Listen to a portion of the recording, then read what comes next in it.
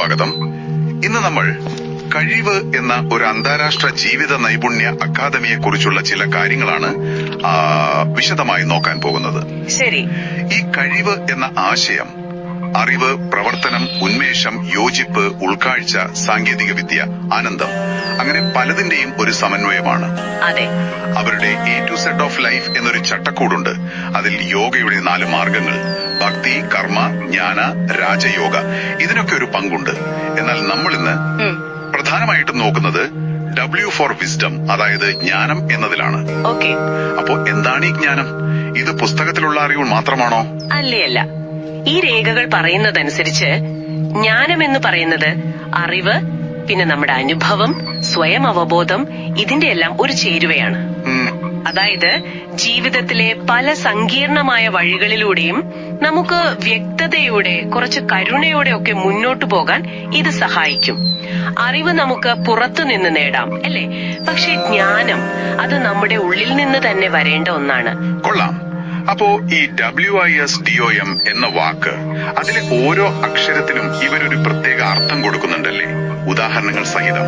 അതെ, അത് രസകരമാണ്. നമുക്ക് നോക്കാം. ആദ്യത്തേത് W, വണ്ടർ, കൗതുകം. എന്താണത്? കൗതുകം. ജീവിതത്തിലെ കാര്യങ്ങളെ ഒരു കുട്ടിയുടെ അത്ഭുതത്തോടെ കാണാനുള്ള ഒരു കഴിവില്ലേ, അതാണ്.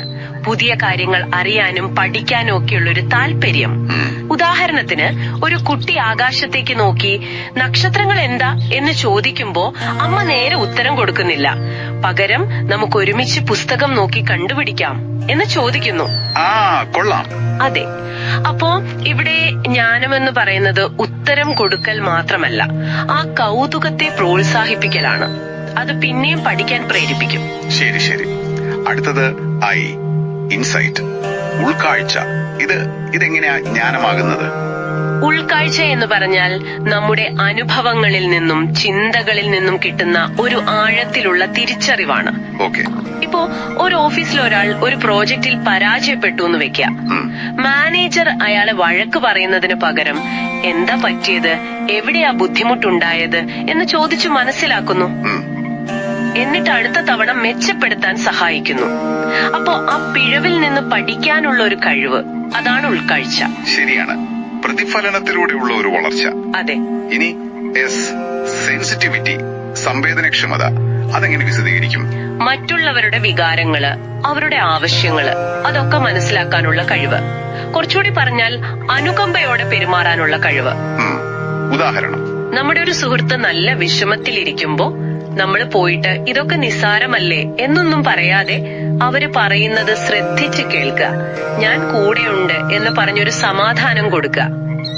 അത് പ്രധാനമാണ്. അതെ, അത് സഹാനുഭൂതിയുടെ ഭാഗമാണ്, ദയയുടെ ഒരു പ്രകടനം. അടുത്ത അക്ഷരം D, ഡിസിപ്ലിൻ, അച്ചടക്കം. ഇതെങ്ങനെയാണ് ജ്ഞാനവുമായി ബന്ധപ്പെടുന്നത്? അച്ചടക്കം എന്ന് പറഞ്ഞാല് ആത്മനിയന്ത്രണമാണ് പ്രധാനം. പിന്നെ ലക്ഷ്യബോധത്തോടെ കാര്യങ്ങൾ ചെയ്യാനുള്ളൊരു കഴിവ്. ശരി. ഈ രേഖകളിൽ പറയുന്ന ഉദാഹരണം, ഒരു വിദ്യാർത്ഥി പരീക്ഷയ്ക്ക് വേണ്ടി ദിവസവും ഒരു നിശ്ചിത സമയം പഠിക്കാൻ മാറ്റിവെക്കുന്നു. സോഷ്യൽ മീഡിയ പോലുള്ള കാര്യങ്ങൾ ആ സമയത്ത് ഒഴിവാക്കുന്നു.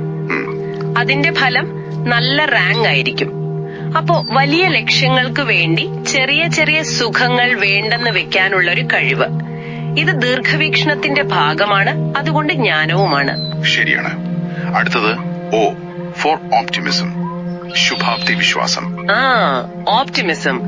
എത്ര തിരിച്ചടികൾ ഉണ്ടായാലും പ്രതീക്ഷ കൈവിടാതിരിക്കാനുള്ളൊരു കഴിവ്. ഒരു സംരംഭകൻ ചിലപ്പോൾ 1, 2, 3 ബിസിനസ്സുകള് പരാജയപ്പെട്ടിട്ടുണ്ടാവാം. എന്നാലും ഇതൊക്കെ ഓരോ പാഠങ്ങളാണ്, അടുത്തത് ഞാൻ വിജയിപ്പിക്കും എന്നൊരു വിശ്വാസത്തോടെ മുന്നോട്ടു പോകുന്നത് ശുഭാപ്തി വിശ്വാസമാണ്. കൊള്ളാം. ആ ഒരു പോസിറ്റീവ് മനോഭാവം. അതെ, വെല്ലുവിളികളെ നേരിടാനുള്ള ഒരു മാനസിക ശക്തി. അവസാനമായി M, മൈൻഡ്ഫുൾനെസ്, മനസ്സാന്നിധ്യം. മൈൻഡ്ഫുൾനെസ് അതായത് നമ്മൾ ചെയ്യുന്ന കാര്യത്തില് അല്ലെങ്കിൽ ആ നിമിഷത്തിൽ പൂർണ്ണമായും ശ്രദ്ധ കൊടുത്ത് ഒരു അവബോധത്തോടിരിക്കാനുള്ള കഴിവ്. ഉദാഹരണത്തിന്, ഒരമ്മ കുട്ടിയോട് സംസാരിക്കുമ്പോ കയ്യിലുള്ള ഫോൺ മാറ്റിവെച്ച് ആ കുട്ടിയുടെ കണ്ണിൽ നോക്കി അവര് പറയുന്നത് പൂർണ്ണമായും ശ്രദ്ധിക്കുന്നു. ശരി. ഇത് ആ നിമിഷത്തിനും ആ ബന്ധത്തിനും നമ്മൾ കൊടുക്കുന്ന ഒരു ബഹുമാനം കൂടിയാണ്. നമ്മൾ എന്താണ് ചെയ്യുന്നത്, എങ്ങനെയാണ് പ്രതികരിക്കുന്നത് എന്നതിനെ കുറിച്ചുള്ള ഒരു ബോധം.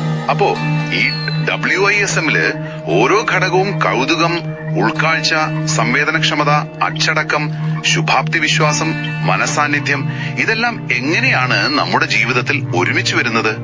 ഈ രേഖകൾ പറയുന്നതനുസരിച്ച് ജ്ഞാനത്തിന്റെ ഈ ഓരോ ഘടകങ്ങളും നമ്മൾ ആദ്യം പറഞ്ഞില്ലേ, യോഗയുടെ 4 മാർഗങ്ങൾ, ഭക്തി, കർമ്മ, ജ്ഞാന, രാജയോഗ, ഇവയിലൂടെയൊക്കെ നമുക്ക് വളർത്തിയെടുക്കാൻ പറ്റും. ഓഹോ. ഉദാഹരണത്തിന് കർമ്മയോഗം, അതായത് നിസ്വാർത്ഥമായ സേവനം ചെയ്യുമ്പോൾ സ്വാഭാവികമായും നമുക്ക് അച്ചടക്കം വരും. മറ്റുള്ളവരുടെ ബുദ്ധിമുട്ടുകൾ കാണുമ്പോൾ സംവേദനക്ഷമതയും കൂടും. ശരിയാണ്. ഇതെല്ലാം ആത്യന്തികമായി കഴിവ് എന്ന് പറയുന്ന ഒരു സമഗ്രമായ വളർച്ചയുടെ ഭാഗമാണ്. അപ്പോ ഇത് കേൾക്കുന്ന നിങ്ങൾക്ക് എങ്ങനെ പ്രയോജനപ്പെടും?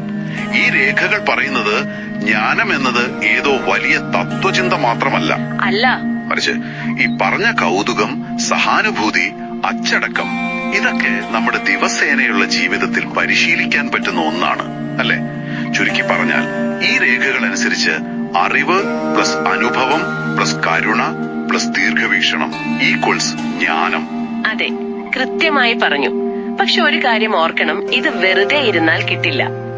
ജ്ഞാനം വളർത്തിയെടുക്കാൻ നമ്മൾ സ്വയം ഒന്ന് പരിശോധിക്കണം, എപ്പോഴും പഠിക്കാൻ തയ്യാറായിരിക്കണം, നമ്മുടെ വൈകാരികമായ ബുദ്ധി വികസിപ്പിക്കണം.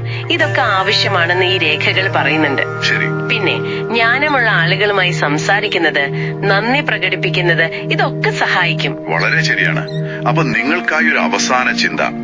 ഈ രേഖകളിലെ ഒരു വാചകം ഇങ്ങനെയാണ്: യഥാർത്ഥ ശക്തി വരുന്നത് മാനസികമായ കരുത്തിൽ നിന്നാണ്. നല്ല ചിന്തകൾ മനസ്സിന്റെ പോഷകാഹാരമാണ്. നല്ല വാചകം. ഈ വിസ്ഡമിലെ ഏതെങ്കിലും ഒരു ഘടകം ചിലപ്പോ കൗതുകമാകാം, അല്ലെങ്കിൽ സംവേദനശീലത. നിങ്ങൾ അടുത്തതായി ഇടപെടുന്ന ഒരു സാഹചര്യത്തില് അല്ലെങ്കിൽ ഒരു വ്യക്തിയോട് ഒന്ന് ബോധപൂർവം പ്രയോഗിക്കാൻ ശ്രമിച്ചു നോക്കൂ. എന്ത് മാറ്റമാണ് നിങ്ങൾക്ക് അനുഭവിക്കാൻ കഴിയുക എന്ന് സ്വയം ഒന്ന് ചിന്തിച്ചു നോക്കൂ.